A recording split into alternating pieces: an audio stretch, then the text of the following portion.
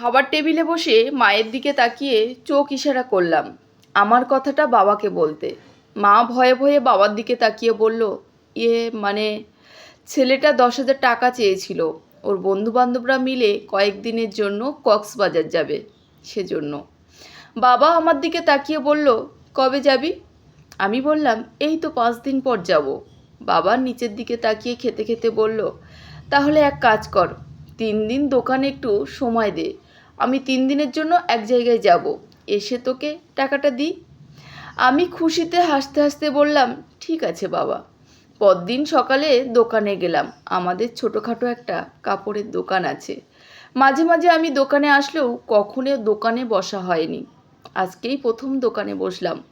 দোকানে 2টো কর্মচারী আছে, ওরা সব আমায় বুঝিয়ে দিচ্ছে। আমার কাজ হলো কোন কাপড়ে কত টাকা লাভ হয়েছে সেটা লিখে রাখা, আর মাঝে মাঝে কাস্টমারদের কাপড় দেখানো। একটা কাস্টমারকে কর্টার মতো শার্ট দেখানোর পর কাস্টমারটা বলল, না ভাই, পছন্দ হয়নি। আমি অবাক হয়ে বললাম, এতগুলোর মাঝেও পছন্দ হয়নি? উনি বললেন, না। মুখটা গোমড়া করে যখন শার্টগুলো ঠিক করছিলাম তখন কর্মচারী ছেলেটা হেসে বলল, ভাইয়া, মুখ গোমড়া করে থাকলে হবে না, সবসময় মিষ্টি হেসে কাস্টমারদের সাথে কথা বলতে হবে। কিছুক্ষণ পর একটা ছেলে এসে বলল, কিছু নতুন ডিজাইনের প্যান্ট দেখাতে। আমি দোকানের কিছু ভালো মডেলের প্যান্ট দেখালাম। একটা প্যান্ট পছন্দ করলো।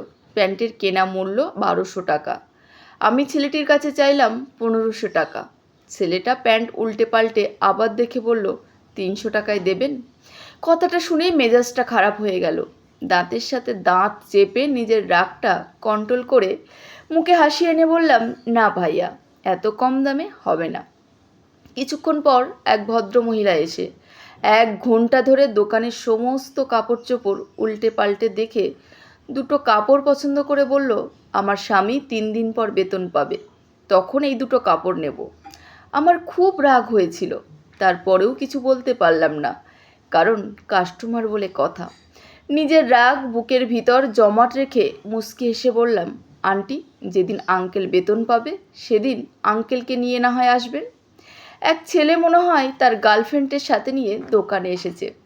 কর্মচারী ছেলেগুলো যে কাপড়গুলোই দেখায় সেগুলোই দেখে বলে, আরও ভালো কাপড়, আরও ভালো মানের কাপড় দেখাতে। অবশেষে কর্মচারী ছেলেটি বলল, এর চেয়ে ভালো মানের কাপড় আমাদের দোকানে নেই। ছেলেটা মুখে বিরক্তির ভাব এনে বলল, দূর যা, শুধু শুধু এমন একটা ফকিন্নি দোকানে সময় নষ্ট করলাম। না, আর সহ্য করা যায় না। ছেলেটাকে বললাম, ভাই, আপনি বড় লোকের পোলা, তাহলে বসুন্ধরা শপিং মলে, যমুনা ফিউচার পার্ক এইগুলো বাদ দিয়ে শুধু শুধু কেন এইসব সাধারণ শপিং মলে ঘোরাঘুরি করছেন? আমাদের যখন কথা কাটাকাটি হচ্ছিল তখন কর্মচারী ছেলেটা ওই ছেলের কাছে মাপ চেয়ে আমাকে বলল, ভাইয়া, এমন করলে তো ব্যবসা হবে না। প্রতিদিন কত মানুষের কত রকম কথা শুনতে হয়। আপনি আজ প্রথম এসেছেন তাই কিছু জানেন না। দিন শেষে হিসেব করে দেখি সব খরচ বাদ দিয়ে লাভ হয়েছে মাত্র 820 টাকা। আমি 3 দিন দোকান দেখাশোনা করি, এই 3 দিনে আয় হয় 40 টাকা। আর এই 3 দিনে যে পরিমাণ কষ্ট হয়েছে, মনে হয় না আমি আমার জীবনে এত কষ্ট করেছি। রাতে নিজের রুমে বসে যখন ফোন টিপছি তখন বাবা এসে বলল, এই নে তোর 10,000 টাকা। আমি বাবার দিকে তাকিয়ে বললাম, কিসের 10,000 টাকা? বাবা অবাক হয়ে বলল, তুই না কক্সবাজার যাবি বন্ধুদের সাথে। আমি বাবার চোখের দিকে তাকিয়ে বললাম, বাবা, আমি আগে বুঝতাম না টাকা ইনকাম করতে কতটা কষ্ট হয়, তাই তোমার কাছে এত কিছু আবদার করতাম। আমি এই 3 দিন খুব ভালো করেই বুঝতে পেরেছি টাকা ইনকাম করাটা কষ্টটা। যে আমি 3 দিনে 5,000 টাকা ইনকাম করতে পারলাম না, সেই আমি কিনা 2 দিনের জন্য 10,000 টাকা কীভাবে আবদার করি। এত টাকা খরচ করা আমাদের মতো নিম্ন মধ্যবিত্ত পরিবারের জন্য অপচয় ছাড়া আর কিছুই নয়। আমার কথা শুনে বাবা কিছুটা রেগে গিয়ে বলল, তোকে পণ্ডিতগিরি করতে হবে না, বন্ধুরা সবাই যাচ্ছে, তুইও যা, সমুদ্রের বিশালতা দেখলে তোর খুব ভালো লাগবে। আমি বাবার হাত ধরে বললাম, বিশালতা দেখতে সমুদ্রে যেতে হয় না, বাবার চোখের দিকে তাকালেই বিশালতা দেখা যায়। যে বাবারা হাজার কষ্টের পরেও সন্তানের মুখে হাসি ফোটায় খাবার টেবিলে বসে যখন খাচ্ছি তখন বাবাকে বললাম, বাবা, দোকানে দুজন কর্মচারী রাখার কোনো দরকার নেই, আজ থেকে আমি দোকানে বসবো।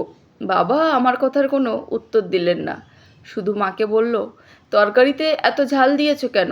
ঝালে চোখে মুখে পানি চলে এসছে। আমি জানি তরকারিতে ঝাল হয়নি। বাবা চোখের জল লুকানোর কারণটা একটু হয়তো ভিন্ন। ধন্যবাদ, সবাই ভালো থাকবেন, সুস্থ থাকবেন।